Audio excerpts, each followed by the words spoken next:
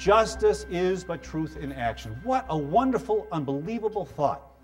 That it's a recognition that truth is vital to justice. And it's not enough to know the truth. We have to act on what we know to be true for there to be justice. We say it at the end of the case. We speak to the jury, veritas dictu, speak the truth. Speak the truth. And if you speak the truth, justice will be done. Well, maybe it's that simple then. It's all about speaking truth, and there will be justice. But you know, I went through an experience, and I learned something. There's a little rub, a little catch.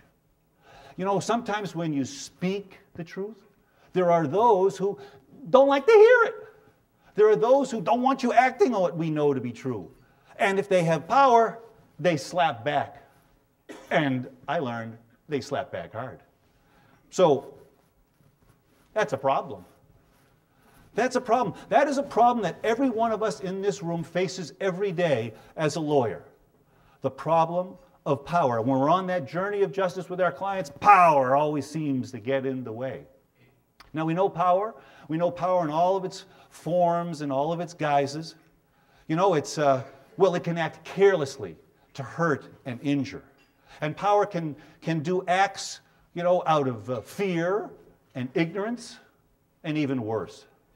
Power can be blinded by hate, and power can be consumed by greed. And then there is the power, the most destructive force of all.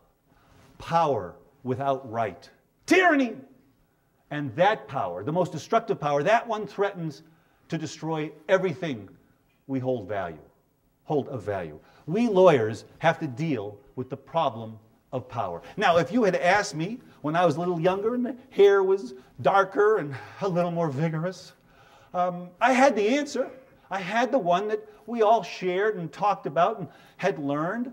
You know, power, well, that's easy. You know, look, if power's in the way, if power is being destructive, well, it's easy. You see, you gather together all the power that the law gives you, and it gives you a lot of power, you see, and you try and destroy the power that seeks to destroy your client.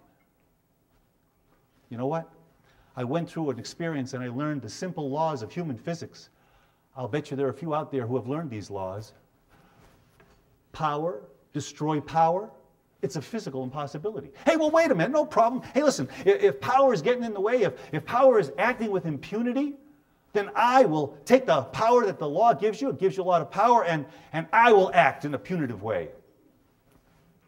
I will punish power. Oh, sounds good. But I went through an experience, at the end of which I found that punished power always seeks its revenge.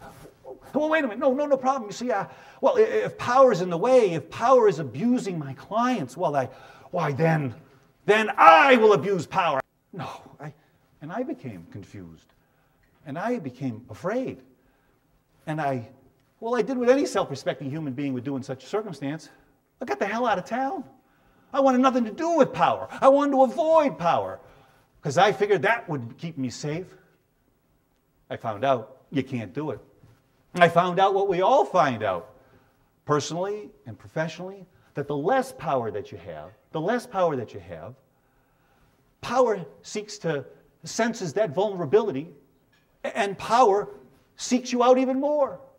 And when they find you, well, you have to make a decision. As a human being, as a lawyer, you got to stand up for something.